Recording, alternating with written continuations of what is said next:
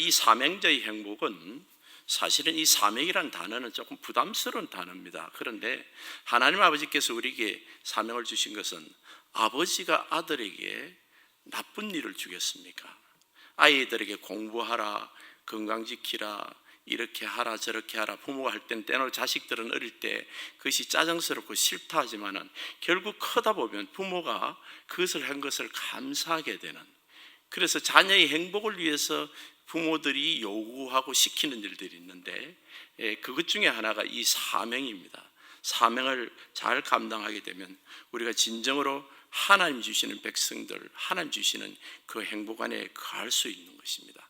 그래서 모세가 124를 살았는데 정확히 40세까지는 첫 번째 단계, 사명의 첫 번째 단계, 또 40세에서 80세까지는 사명의 두 번째 단계, 80에서 120까지 사명의 세 번째 단계, 이 사명이 성숙하고 발전하는 것을 보게 됩니다.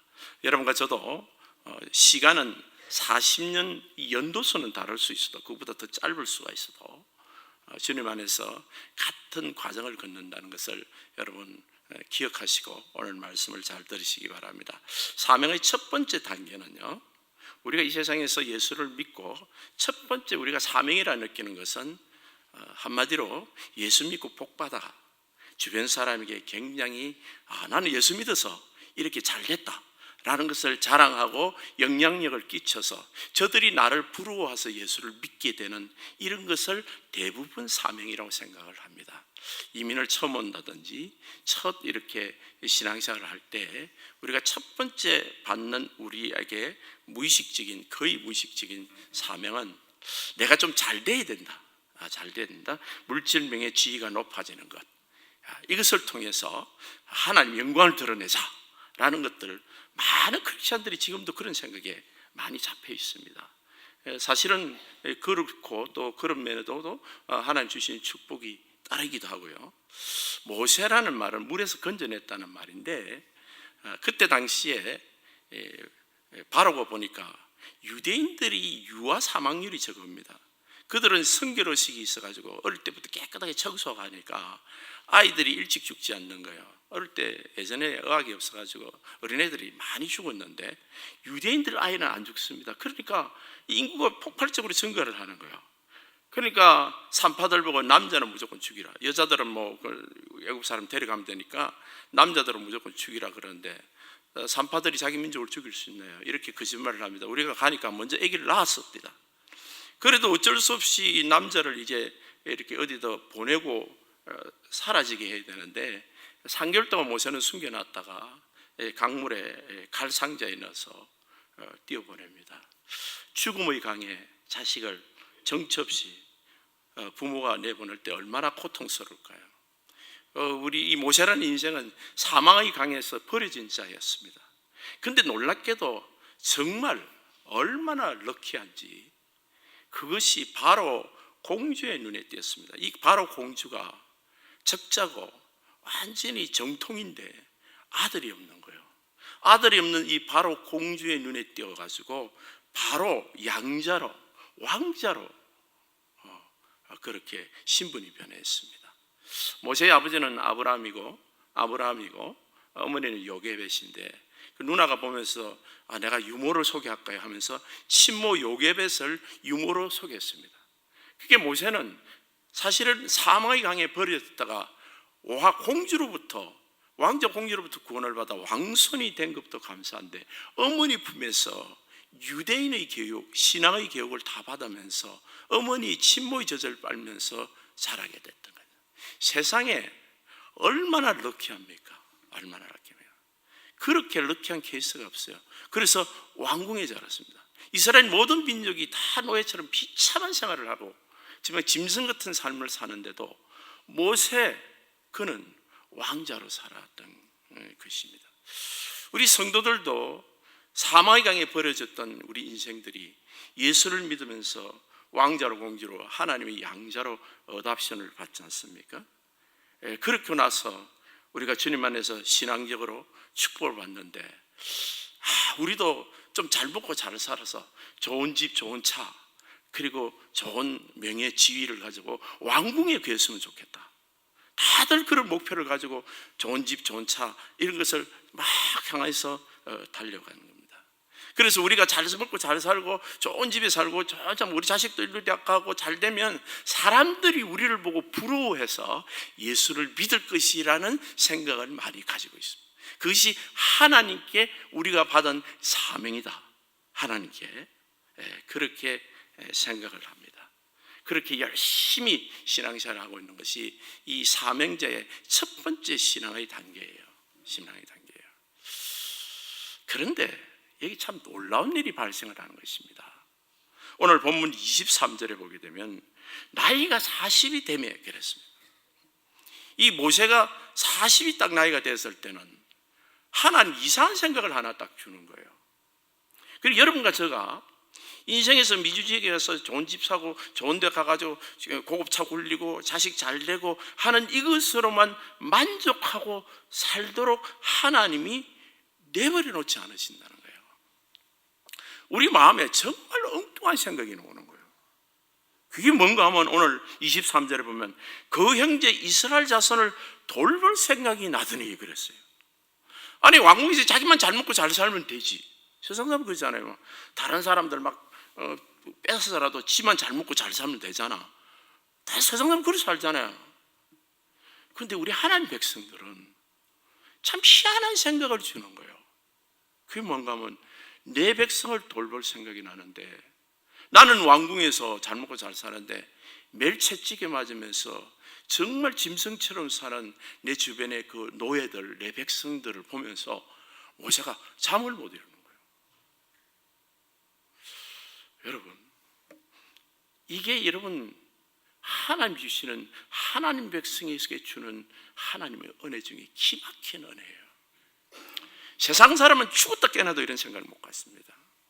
뭐 다른 사람 좀 자기가 그 심은 대로 거두는 것이 지 능력대로 사는 거 아니야? 그리고 우리 신자들은 내 형제들이 어려움을 당하면 내가 잠을 못 자는 거예요. 그 형제를 도와주고 싶은 마음이 생기는 거예요. 그래서 23절에 이스라엘 형제 자손을 돌볼 생각이 나더니 그래서 이 사명자의 두 번째 생각은 40에서 80까지는 하나님의 부르심이 있습니다. 이 부르심은 뭔가 하면 내가 어떤 마음의 소원이 생기는 거예요. 빌립보서 2장 13절에 보게 되면 너희 안에 행하시는 이는 하나님이시니 자기 기쁘신 뜻을 위하여 너희에게 소원을 두고 행하게 하시니 내 마음에 소원이 생기는 어떤 소원이 생기면 내 이웃들 형제들 하나님 나라 교회를 돌보고 싶은 마음이 생기는 거예요. 나는 신앙생활 하는데 한 번도 그런 생각이 아직 안 나네요. 그럼 아직까지 1단계 신앙에 있는 것입니다. 내 혼자 잘 먹고 잘 사는 게 인생의 목표예요. 근데 하나님 백성은 안 그래요. 하나님 백성은 하나님을 알고 하나님 마음을 가지고 거듭나면 내 혼자 배부르고 잘 먹고 잘 살고 잘 되는 것이 이게 빚진 자의 생각이 돼요. 그래서 하나님 일에서 소원에 하나님 일을 소원하는 그 마음이 생겼는데 이것이 부르심이에요. 사명입니다. 이거 정말 손해볼 사명이잖아요. 그죠? 사명자로서 내가 일하고 싶다. 그런데 내가 집도 좀 있고 돈도 좀 있어. 내가 보니까 이 정도는 할 수 있을 것 같아. 모세는 어떻습니까? 왕자잖아요. 왕자니까 엄청나게 할 수 있지 일을. 자기가 얼마나 돈도 많고 권세도 있습니까? 그런데 애국 군사가 어느 날 보니까 자기 백성들 괴로우니까 때려 죽여가지고 땅에 파묻었습니다. 그래서 사람들이 어떻게 생각을 하냐면 내가 그래도 왕자로 이렇게 살아도 내 백성을 위해서 내가 정말 헌신하고 나 혼자 잘 먹고 잘 사는 데 대해서 만족하지 않고 내 백성들과 마음을 같이 하는 자이라는 것을 저들이 알리라 라고 생각을 하는데 이게 착각이었다는 거예요. 그 이튿날 형제들이 싸우는 길래 야 우리 형제들끼리 왜 싸우냐 그래가지고 하니까 네가 무슨 우리 주관자라고 너는 왕궁에 사는 사람이니까 우리 몰라. 그리고 모세를 밀치는 거예요. 그리고 이것이 이 일이 애국 군사를 죽인 일, 어제 애국을 죽인 군사를 죽인 그것 때문에 나를 죽이려 하느냐 이게 발각이 된 거예요. 그래서 바로의 길에 이게 들어간 것 같아. 모세가 광야로 도망을 가는 거예요. 그게 24절에서 29절까지입니다. 우리 사명자의 두 번째 단계는요, 하나님 부르심을 깨닫는 단계는 좋은데 사람들이 자기가 가지고 있는 돈, 재능, 능력을 가지고 하나님 일을 하려고 하는 거예요. 근데 반드시 실패합니다. 그거는 반드시 실패해요. 사실은 이 부분이 제일 어려운 거예요. 신앙생활 하면서 교회 시험 들었다는 둥, 나는 교회 등록도 안 하고 다니고 조용히 다닌다는 둥, 나는 예수는 믿지만 나는 교회는 안 다녀, 이런 사람들은 전부 다 거의 80% 이상이 시험 든 거예요. 이것 때문에 나 정말 내 돈 들이고 내 실력으로 내가 갖고 있는 왕자로서 재능자로서 최선을 다했거든, 내 돈 들이고. 근데 사람들이 나를 욕을 하는 거예요. 그렇게 하면 박수 쳐줘야 되잖아. 근데 하나님 일을 하고 내 현재라는 사람이 내가 현재를 위해서 그렇게 헌신하고 수고를 했는데 오히려 나를 칭찬하기는커녕 비난하는 거예요. 그래서 고발하고 뒤에서 수구닥거리고 말이야. 그러니까 여러분, 사명자의 두 번째 단계는 사명자는 반드시 상처를 받는다는 거예요. 우리 크리스찬들이 사실은요, 이 모세 40에서 80세 사이에 이걸 모르고 이것이 없기를 바라는 크리스찬들이 너무 많아요. 그래가 신앙생활을 잘못 생활하는 거예요. 예수를 믿는 사람들이 그저 예수 믿고 내가 하나님께 헌금하고 이렇게 열심히 하면 전부 박수 받고 잘한다 소리만 들을 거라고 생각하는데 실제로 교회 중직자의 일꾼은 그렇지 않습니다. 이 사명자로서 부름을 받고 하나님 교회에 일을 하는 사람은 반드시 교회에서 시험 들어요. 시험을 한번 들어봐야 됩니다. 시험 들지 않은 사람은 사명자가 아니에요. 사명자는. 근데 이 시험 들었을 때 어떤 사람은 그걸 극복하고 나와야 되는데 80세에서 120 사이에 이게 마지막의 영광이고 그 다음은 연단을 하는 기간인데 40에서 84는 네가 왕자로서의 기름을 빼는 기간입니다. 광야로 도전을 해서 미디안 제사장 그 집 딸 십부라고 결혼을 했습니다. 게르솜 아들 낳아서 이방에 객이 되었고 너무 외로웠던 겁니다. 엘리에셀, 나의 하나님은 나를 돕는 자다. 그래도 소망을 가지고 광야에서 목자로 완전히 내려갔습니다. 여러분, 이스라엘 그때 당시에 목자는 직업 중에 가장 비천한, 짐승의 똥을 밟는 가장 비천한 사람, 왕자가 목자가 됐어요. 사람들이 그럽니다. 당신 왕자라며, 당신 애굽에서 애굽 말도 잘하고 당신 괜찮은 사람이라며. 여러분, 우리가 낮아질 때는요, 절대 사람이 나를 인정해 줄 거라는 기대를 하시면 안 돼. 하나님이 낮추실 때는 그냥 낮아져야 돼.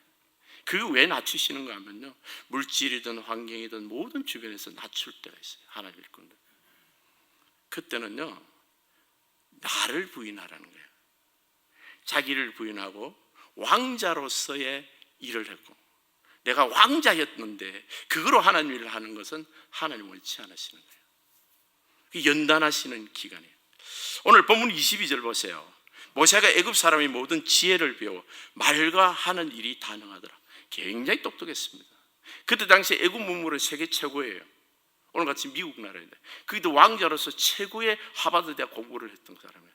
지혜, 말, 일들이 아주 능수능란한 사람이에요. 근데 모세가 나중에 80대 부름을 받을 때 모세가 말더듬이가 됐어요. 말을 못하는 거예요. 어버버버버 하는 거예요. 얼마나 사람이 낮아졌으면 말더듬이 바보가 된 거예요. 사실은 그 정도로 낮아졌어요. 우리 신앙생활에서 이민사회 하면서 왜 하나는 이민생활이 이렇게 힘들까? 교회생활이 힘들까? 여러분, 어떨 때는 처음에는 좋다고 말이죠. 중간에 신앙생활이 굉장히 힘들 때가 있어요. 그건 당신은 하나님 일꾼이라는 뜻이, 사명자라는 뜻이에요. 그때는 말없이 그냥 주님을 섬기고 꿇어 엎드리는 기간에 기다려야 됩니다. 하나님 앞에 기다려야 돼요. 하나님이 그 연단이 끝날 때가, 모세는 40년인데 바울은 13년이었거든요. 보통 평균 10년, 12년 정도 된다 하더라고요. 13년 정도 된다 하더라고요. 연단하는 기간이에요. 어떤 성도든지 이 기간을 건너야 돼요. 이 기간을 못 건너고 중간에서 이상한 소리 하면 교회가 돈동 댓글 달고 엉뚱한 소리 하는 거예요. 시험 들었다는 놈. 그래서 주님을 떠난 사람들이 너무 많고 방황하는 영혼들이 너무 많아요. 안타까운 거죠, 사실은. 그때는 왕년에 사실은 정말 요즘 말로 하면 끝내주는 일꾼들이었다는 거예요. 그런데 크게 한번 시험 들은 거예요. 왜? 자기 실력으로 일을 하려니까. 내가 그래도 똑똑한데 미국에서 무슨 대학 나왔는데 내가 이런 재능이 있고 저런 재능이 있고, 하나님 없이 내 실력으로 한번 해보겠다. 그게 크게 우리를 어렵게 만드는 것들 중에 하나예요. 하나님은 그걸 절대 못하도록 하는 거예요. 자기를 부인하고 자기 십자가를 지고 나를 따르라. 근데 세 번째 단계 보면 오늘 30절에 보게 되면 40년이 다시 참회 그랬습니다.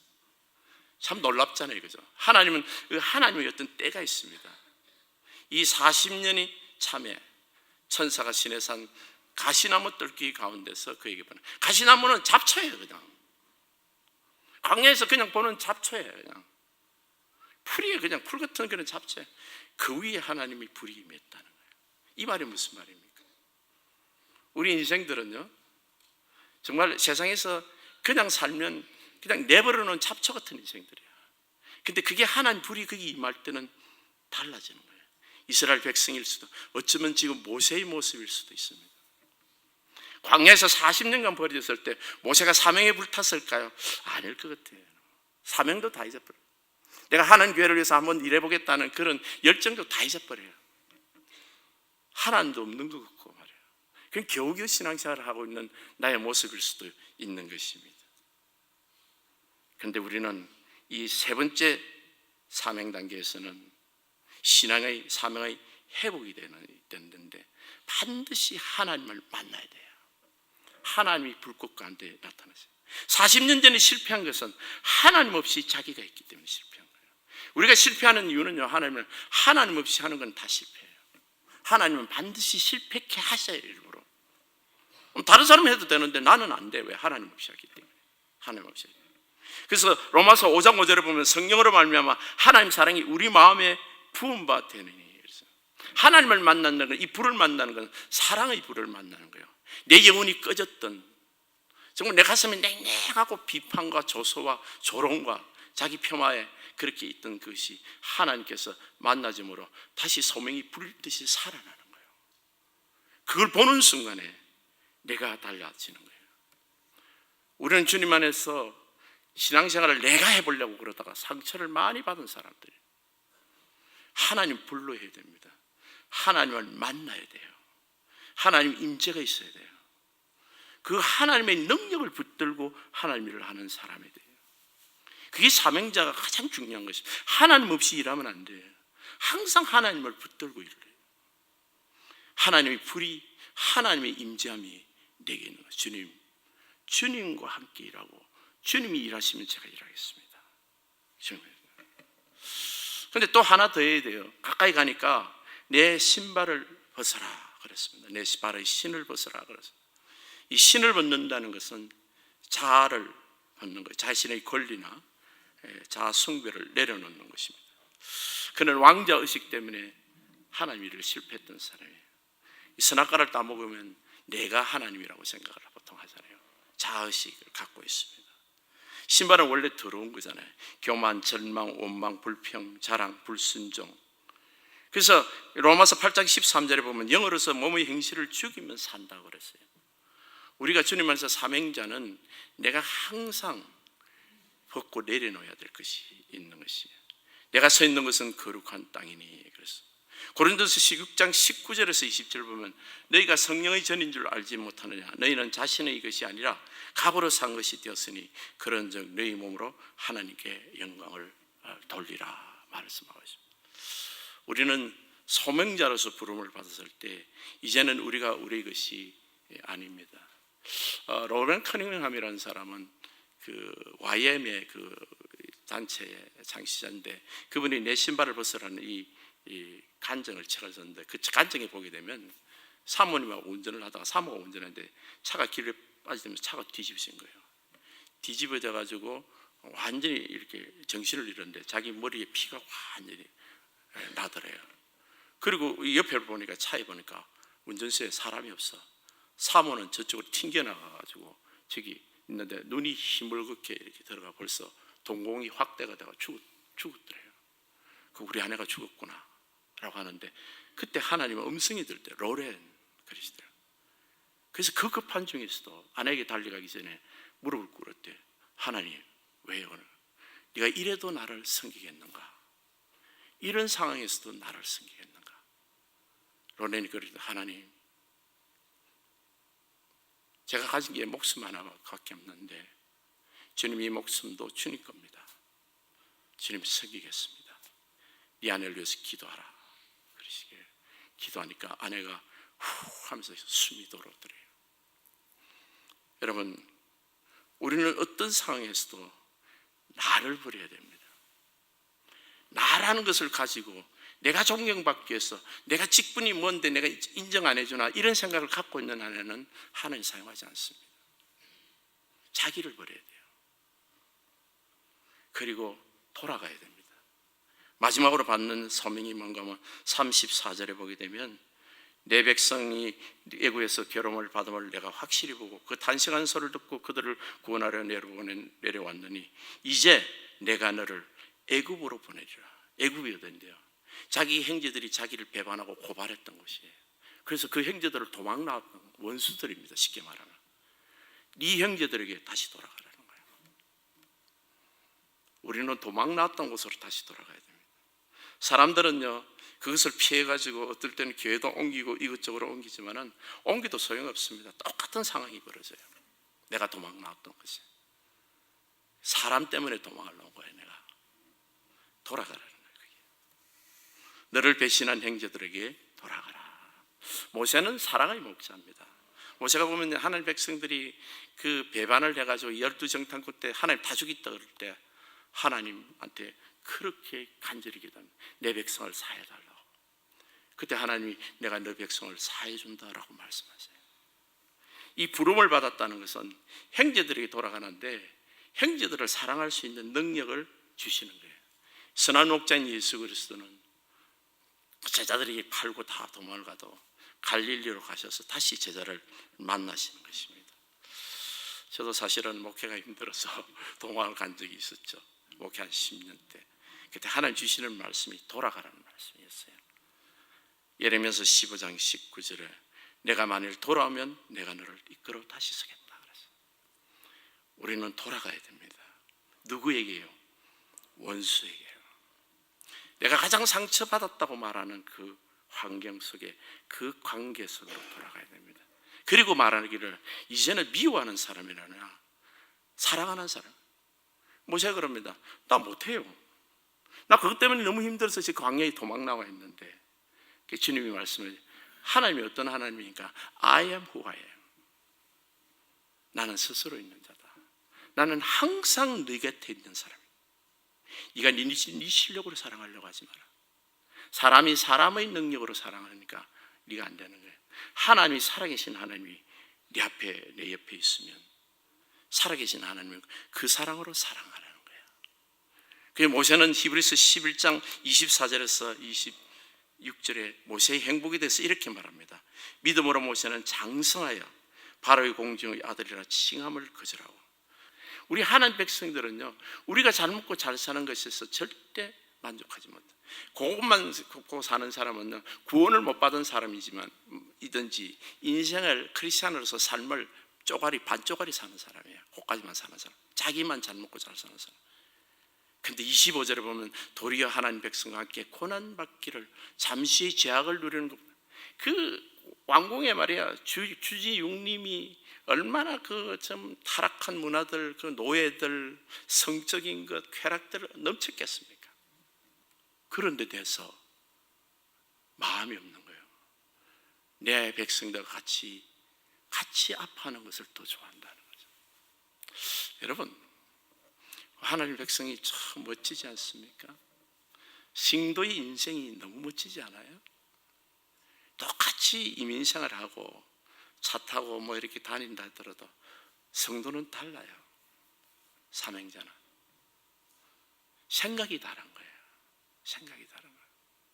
나 혼자 잘 먹고 잘 사고 높은 데 지혜 내고 이름 내는데 그게 관심 있는 게 아니에요. 하나님 교회와 그 나라와 그 일을 위해서 섬기는 그 일에 같이 고난받기를 하나님의 백성과 함께 고난받기를, 그리고 26절은 그리스도를 위하여 받는 수모를. 그때 그리스도가 있었습니다. 그리스도는 성부, 성자, 이위의 하나님이시니까 예수의 육신으로 모세 이후에 1500년 후에 오시는 분이겠지만은, 그러나 그 전에 살아계신 그리스도가 하나님이 계셨던 거예요. 그 그리스도가 수모를 받는 걸 아신 거예요. 그리스도를 위하여 받는 수모를 애굽의 모든 보화보다 더 큰 재물로 여겼으니, 하나님이 사람 되어 오시는 메시아도 고난받는데 나는 형제들과 같이 어울림으로써 내가 받는 고난, 그것을 더 큰 재물로 여겼다는 거예요. 영광으로 여겼다는 거죠. 여러분이 쓰시는 헌금, 여러분이 하시는 눈물 기도, 여러분의 따뜻한 손길 말 한마디가, 그게 많은 희생 또는 수모가 있을지언정 세상에서 가장 귀한 재물이 다이아몬드보다 더 귀한 것이 그것이라는 것이. 우리는 하늘나라 상급을 바라는 사람들입니다, 여러분. 세상 사람들이 사는 그 가치관으로 사는 사람들이 아는 거예요. 하나님 백성들은 그것이 행복한 겁니다. 내 형제와 함께하는 행복, 내 형제와 같이 웃고 웃던 하나님 나라를 세우는 행복, 그리고 같이 동고동락하는 행복. 나 혼자 잘 먹고 잘 살고, 와, 나는 우리 집에 방이 몇 개고, 나는 돈이 얼마나 있으며, 나 우리 자식은 어떤, 이런 식의 그것도 하나 조금은 행복이라고 이야기하지만은, 우리의 영혼은 그것으로 절대 만족할 수 없는 하나님 우리에게 소원을 주신 거예요. 내 백성에게 가라. 사랑하는 내 백성에게 가라. 내 형제들에게 가라는 겁니다. 우리는 형제 때문에 살고, 형제를 위하여 살고, 형제와 함께 사는 사람들이에요. 이민사회가 얼마나 외롭고 힘든 시간들입니까? 근데 우리는 이 세상에서 가장 행복한 사명을 받았어요. 내 형제들에게 가라. 여러분, 우리 형제들과 같이 하나님 앞에서 주의 나라를 이루는 이 사명을 다하고, 그들과 함께 주님의 나라를 섬기는 우리 성도님의 사명자의 행복, 모세가 누린 이 행복, 우리에게도 충만히 임하시기를 예수님으로 축복합니다.